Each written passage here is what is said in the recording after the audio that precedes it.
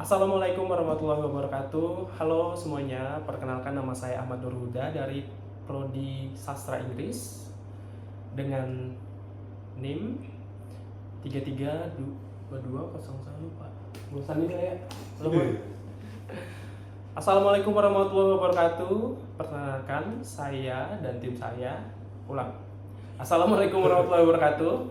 Perkenalkan nama saya Ahmad Nur Huda. Saya dari program studi sastra Inggris.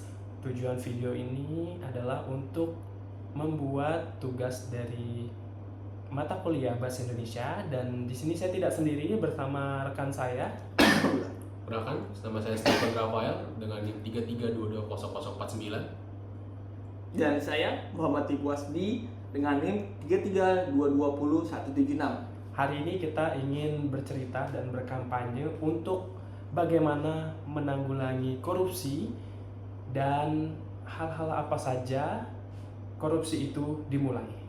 Kalau mendengar kata korupsi, kebanyakan orang langsung mendengar bahwa adanya pejabat besar, uang miliaran, ataupun kasus besar yang muncul di televisi. Padahal sebenarnya korupsi tidak selalu dimulai dari hal besar. Korupsi bisa dimulai dari hal-hal kecil yang biasa kita anggap sepele dalam kehidupan sehari-hari. Benar, banyak orang yang menganggap tindakan kecil seperti mencontek, titip absen, dan juga sedikit mencuri barang yang ada di kolong meja itu merupakan pelanggaran biasa atau pelanggaran kecil. Padahal kalau terus kita lakukan, kebiasaan itu bisa terus membentuk karakter kita yang menjadi tidak jujur. Lama-lama orang akan menjadi terbiasa mencari jalan curang demi keuntungan pribadi diri kita sendiri. Betul sekali. Dan yang paling berbahaya adalah kebanyakan orang-orang sekitar mereka mewajarkan hal tersebut. Seperti contohnya, ketika seorang mencontek, lalu teman-teman yang membantu dia mencontek, atau ketika ada manipulasi laporan organisasi, tapi semua memilih dia. Dari situ kita mulai kehilangan rasa bersalah terhadap tindakan tidak jujur atas semua hal.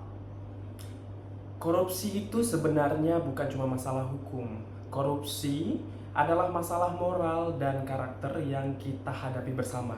Dampaknya juga besar untuk negara, khususnya Indonesia. Dana pendidikan bisa disalahgunakan. Contohnya, bantuan sosial tidak sampai ke masyarakat, lalu pembangunan terlambat, dan akhirnya rakyat yang merugi dan semua masyarakat merasakannya. Makanya, korupsi menjadi salah satu permasalahan terbesar yang ada di Indonesia.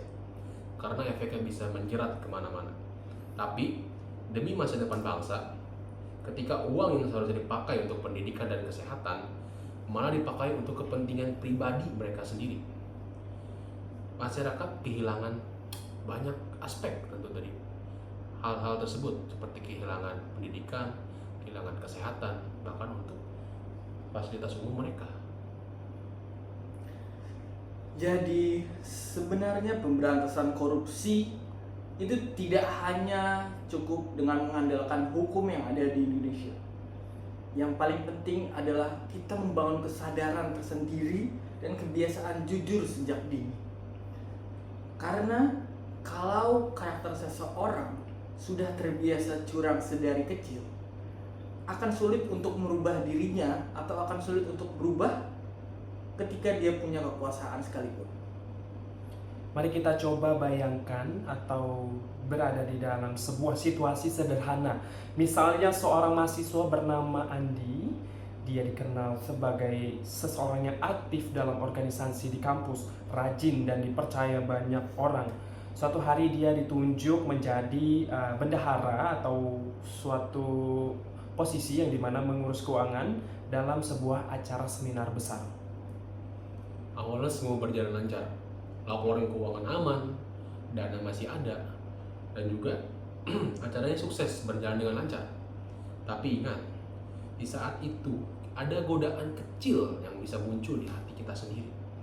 Andi mulai berpikir untuk menggunakan sedikit uang organisasinya demi kepentingan diri dia sendiri. Mungkin Andi berpikir, itu cuma pinjam sebentar, nanti juga diganti dengan saya.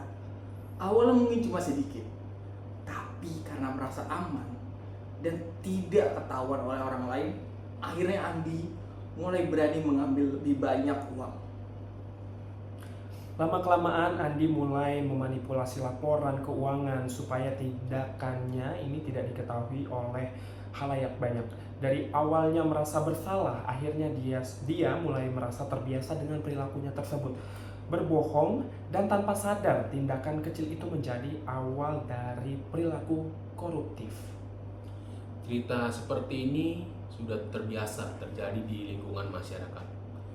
Korupsi itu tidak terjadi secara tiba-tiba. Semuanya tidak muncul ke atas secara tiba-tiba. Ingat, semua dimulai dari kebiasaan kecil yang dianggap sepele. Dari satu kebohongan kecil yang terus berulang, maka itu akan menjadi sebuah kebiasaan.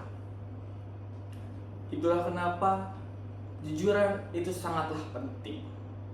Karena ketika seseorang sudah terbiasa jujur sedari hal kecil sekalipun, dia akan lebih kuat menghadapi godaan yang lebih besar di masa yang akan datang. Dan menurut kami, salah satu yang paling penting untuk mencegah korupsi adalah pendidikan anti korupsi. Tetapi pendidikan ini bukan hanya pendidikan teori di dalam kelas ataupun di dalam sosial. Kami berharap bahwa pendidikan ini dapat diterapkan langsung oleh setiap individu di dalam suatu organisasi pendidikan yang ada, dan penerapannya harus secara langsung dirasakan dalam kehidupan sehari-hari. Ingat, bisa kita mulai dari hal-hal sederhana, tidak seperti langsung hal-hal besar. Kita bisa mulai dulu seperti tidak mencontek saat ujian, tidak mungkin saat kita piket tidak mengambil barang yang ada tertinggal, atau mungkin saat kita kerja kita tidak memanfaatkan jabatan kita untuk kepentingan diri kita sendiri. Ingat, hal-hal kecil seperti itu sebenarnya sedang membentuk karakter diri kita sendiri. Generasi muda mempunyai peran yang sangat besar dalam menciptakan perubahan. Karena di masa yang akan datang, kitalah yang akan menjadi pemimpin, pengusaha, dosen, pegawai, dan bagian-bagian penting lainnya dalam bagian masyarakat. Kalau dari sekarang kita tidak terbiasa untuk jujur, maka budaya korupsi bisa perlahan berkurang. Nah, selain itu, di era digital seperti sekarang, anak muda juga bisa menyebarkan atau mempublikasikan pesan anti korupsi secara terang-terangan di media sosial. Konten edukasi seperti video kampanye atau bahkan edukasi kecil bisa membantu meningkatkan kesadaran masyarakat agar pentingnya penanggulangan korupsi ini. Dan ingat, perubahan itu dimulai dari langkah kecil. Dan ingat, langkah kecil itu diambil dari diri kita sendiri. Dan juga dari pilihan sederhana untuk tetap jujur meskipun orang-orang lain tetap berbuat curang. Indonesia yang bersih dari korupsi bukan hanya mimpi.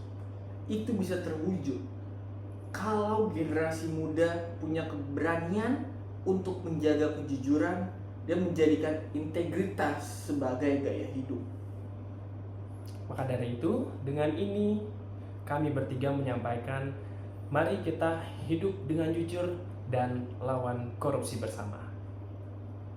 Mulai dari diri sendiri, mulai dari hal kecil, jadilah generasi anti korupsi.